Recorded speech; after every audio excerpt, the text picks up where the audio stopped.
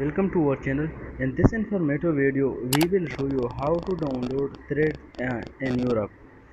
In Europe, the users are not able to download the Threads apps. So in this video, we will show you a tricks how to download Threads app in Europe. So I select my Play Store or App Gallery location is Canada. So I search that the Threads apps. There is no option, no app is visible to me with the Threads. So first I change the country location, clicking on a profile,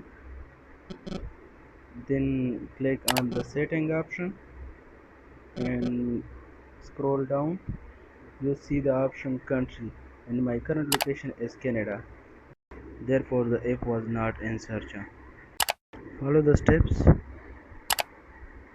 You see the multiple of countries. So search for a Pakistan. In Pakistan, the Thread app is easily downloadable. So it need a password of your app gallery or Play Store which you using. So you see that the current country region is Pakistan. So I again search for a thread to prove that in Pakistan the thread is downloadable.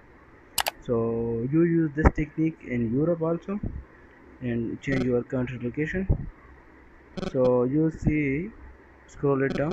Yes, you see the thread app. So I already downloaded, therefore it is in open. Already downloaded. So thanks for watching.